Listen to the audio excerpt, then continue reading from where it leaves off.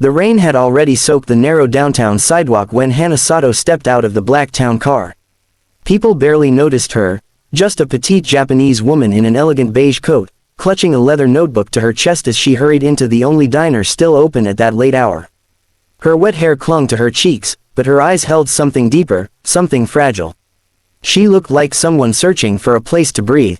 Most customers gave her a quick glance, dismissing her as another quiet tourist, but a few stared longer, murmuring to each other. They recognized her face from an online article earlier that week. That's the billionaire tech lady from Japan, the mysterious one, the one who doesn't talk. Others whispered judgmental guesses. Rich people always think they're better than everyone. She probably can't speak English. Or maybe she won't. Nobody approached. Nobody welcomed her. Nobody tried. The diner lights flickered softly above her as she scanned the room with hesitant eyes, as if searching for something familiar in a foreign place. She stood there awkwardly, unsure whether to sit or ask someone for help, but no one made the first move. The staff behind the counter looked exhausted after a long rush, and the customers were wrapped in their own worlds. The only person who noticed her uncertainty was a young waitress wiping down tables near the back. Her name was Lily, a college dropout working double shifts to pay off her mother's medical bills. She noticed everything, especially lonely people. When the Japanese woman took a small, unsure step toward an empty booth, a businessman scoffed. "She doesn't get it," he muttered. "Someone needs to tell her you see yourself." Hana flinched. Though she didn't fully understand his words, tone was more than enough.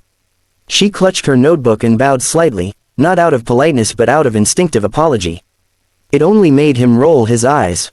Lily set her rag aside and walked over before anyone else could add to the tension. "Hi there," she said gently, hoping her voice would carry warmth. "You can sit anywhere you like." Hana stared back blankly, clearly confused, clearly wishing she could respond but unable to find the words. She whispered something softly, but no one around understood. The businessman chuckled again. "She doesn't speak English," he said loudly, almost proud of his observation. "Good luck with that." Lily ignored him. She watched Hana closely. Something about the way she held her notebook, the respectful bow, the soft, sumimasen, triggered a memory, one from her childhood. Her mother had taught Japanese at a local community center for a few years. Lily hadn't practiced much since her mother became sick, but the sound of the language still lived somewhere in her. And now, standing face to face with a woman who looked lost, she felt something click inside her chest. So she tried. "Daijobu desu ka?" she asked softly. "Are you okay?" The entire diner froze. Forks stopped midair. Even the cook peeked his head out of the kitchen. Hana blinked rapidly, stunned. Then, with a trembling breath, she answered, "Ego ga hedada, dushaiti ka wakaranakut." "My English is poor, I don't know what to do." Lily smiled warmly. "Daijobu," she said again, bowing her head slightly. "Watashi ga tetsudemasu." "It's okay, I'll help you." And just like that, the walls around Hana seemed to dissolve. Relief rushed across her face so clearly that some of the customers looked away, ashamed they hadn't stepped forward first. Hana followed Lily to a quiet booth where the fluorescent lights fell softly on the table.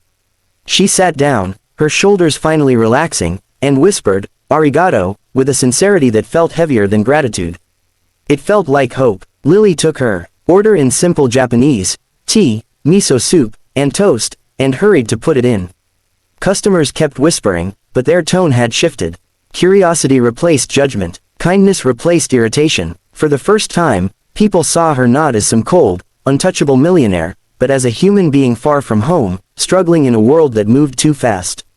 When Lily returned with the tea, she noticed the leather notebook sitting open on the table. It was filled with sketches, detailed drawings of buildings, gardens, and something that looked like a children's hospital. At first Lily thought it was architectural work, but then she noticed the small scribbles of Japanese writing under each sketch, notes, corrections, questions. Hana saw her looking and blushed, quickly closing the book. "Sumimasen," she murmured. "Sketch, for project." Lily smiled. "Kirei," she said softly. "Beautiful." Hana hesitated, then slowly reopened it. "Kodomo no Bioin," she explained. "A children's hospital." Lily's breath caught. The drawings weren't just buildings, they were filled with color, softness, and open spaces designed to feel like home. "Why are you drawing this?" Lily asked. Hana lowered her eyes. "Watashi no Masumi," she whispered. "Byoki da, Nagaku Byoin ni."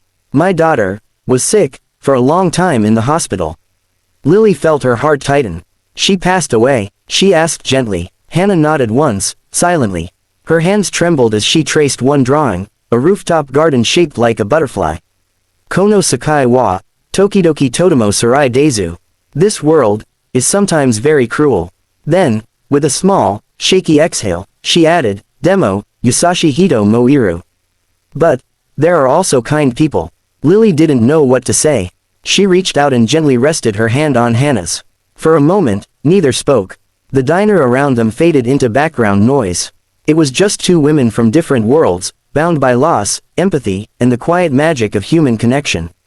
When Hannah finally looked up again, tears softened her eyes but her smile was sincere. Huntoni, arigato, she whispered. Truly, thank you. As Hannah ate in silence, Lily noticed she kept glancing nervously at a worn envelope tucked inside her notebook. Finally, Hannah pulled it out and pushed it gently toward Lily. Onegai, Tetsudet, please, help me. Lily opened the envelope carefully. Inside was a letter written entirely in Japanese, along with complicated legal documents, all addressed to the U.S. government.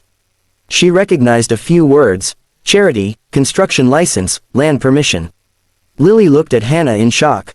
You're trying to build the children's hospital here, in this town? Hannah nodded. Demo, Ego, Totemo Muzukashi. But English is very difficult. She explained that she'd been traveling city to city, trying to speak with officials and investors. But no one gave her time. No one understood her. Some dismissed her. Others assumed she was wealthy and uninterested in communicating. She felt isolated in boardrooms filled with polite smiles but no real patience.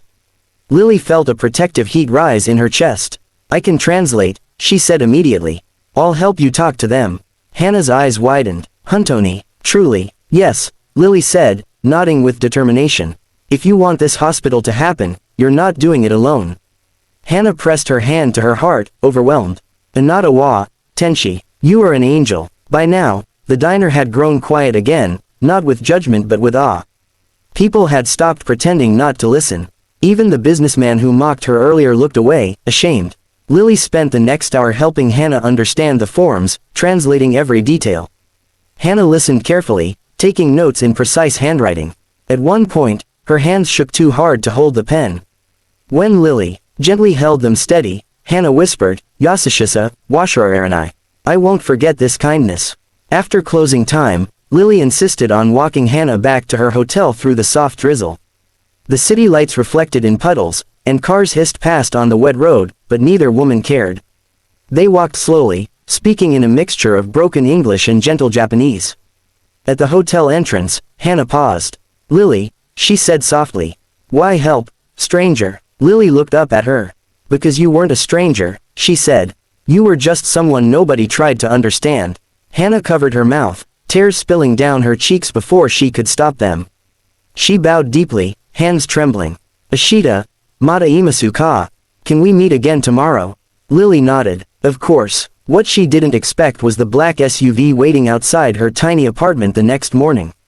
Or the sharply dressed men standing beside it. Or the soft, familiar voice behind them saying, Lily-san. Hannah stepped forward, smiling with the kind of gratitude that fills a lifetime. The men behind her weren't bodyguards, they were government officials she had finally been able to contact. And she told them, in a determined voice, Kanojo wa watashi no suyoi wei fang dezu. She is my strongest ally. For the next several weeks, Lily became Hannah's bridge to the world. She accompanied her to meetings, translated documents, explained cultural nuances, and stood by her side when executives underestimated her. People listened differently when Hannah's words were finally heard. And through every challenge, every misunderstanding, every small victory, Hannah kept repeating the same truth. Kana ni yusashi hito ni de kodo, unmei omoimasu. Meeting someone so kind feels like destiny. 3 months later, they stood side by side at the groundbreaking ceremony for the new children's hospital, the one Hannah had once only sketched in her notebook. Cameras flashed, reporters cheered, officials shook hands, but Hannah ignored them all. Instead, she reached for Lily's hand, lifted it gently, and whispered into the microphone, "This hospital exists because one woman spoke to me, when no one else would." Lily's eyes filled instantly. Hannah bowed deeply toward her. "Arigato, Watashi no inochi o sukuimashita. Thank you, you saved my life. And in that moment, under the bright morning sky, everyone finally understood her. Not because of her wealth, not because of her fame, but because one waitress had shown compassion strong enough to build something far bigger than a hospital. She had built a bridge between two hearts, two worlds, two lonely souls who had needed each other more than they ever realized. And that is how a millionaire Japanese woman found her voice in a small American diner, because someone finally listened.